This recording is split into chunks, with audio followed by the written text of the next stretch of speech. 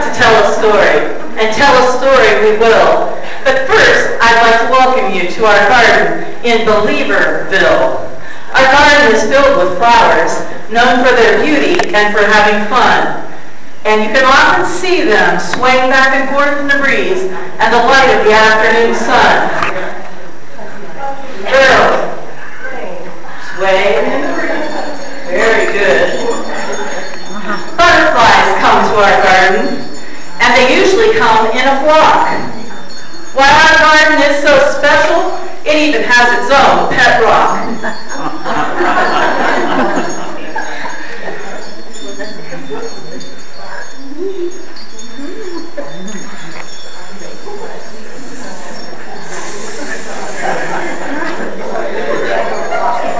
The critters in our garden include 2 ladybugs and a bumblebee.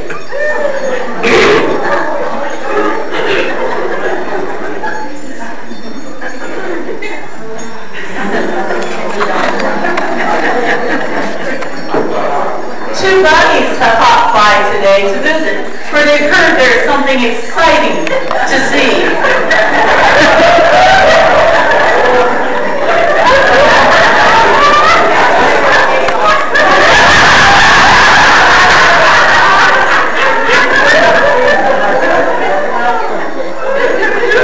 As you can very clearly see, our garden has grown quite full because we're expecting a very special guest. My goodness, it looks like a turtle.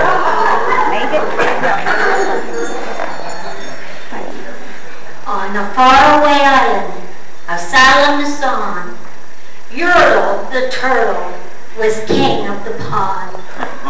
It was a nice little pond. It was clean, it was neat. The turtles had everything turtles might need. And they were all happy, quite happy indeed. They were, until Yertle, the king of them all, decided the kingdom he ruled was too small. "I'm ruler," said Yertle, "of all that I see, but I don't see enough. That's the trouble with me. For this stone is a throne, I look down on my pond, but I cannot look down at the places beyond. This stone that I sit on is too low down. It ought to be higher," he said with a frown. "If I could sit higher, how much greater I'd be. What again? I'd be ruler of all that I see." So, Yertle the Turtle King lifted his hand, and Yertle the Turtle King gave a command. He ordered 9 turtles to swim to his stone, and using these turtles, he built a new throne. He made each turtle climb on another one's back, and he piled them all up into a 9-turtle stack. And then Yertle climbed up and sat down on the pile. What a wonderful view! He could see most a mile.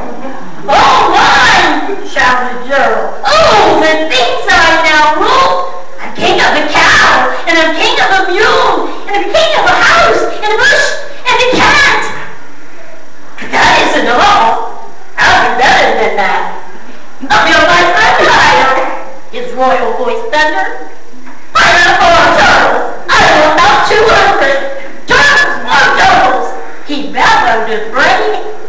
And the turtles way down the pond were afraid.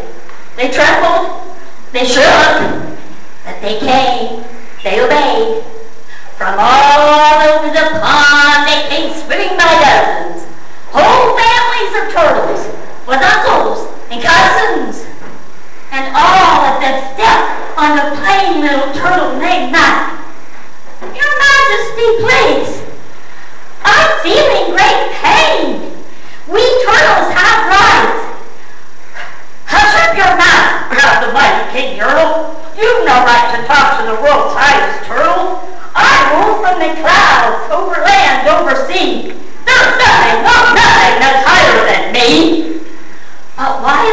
coming, he saw with surprise that the moon of the evening was starting to rise up over his head to the darkening skies.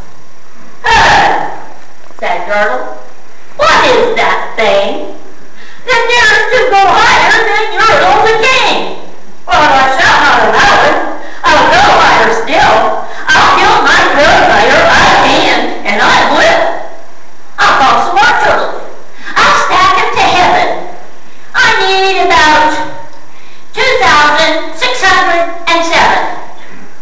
But as Yertle the Turtle King lifted his hand and started to order and give that command, a plain little turtle below in his sack, the plain little turtle whose name was just Mac, decided he'd taken enough, and he had, and that plain little lad got a little bit mad, and that plain little turtle did a little plain thing.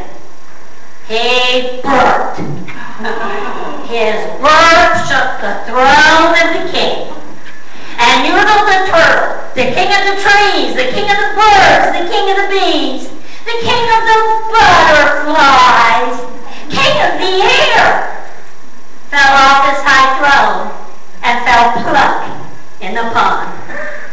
And Yertle the turtle, that marvelous he, is king of the mud. That's all we can see. And the turtles, oh yes, of course, all the turtles are free, as turtles and all creatures should be.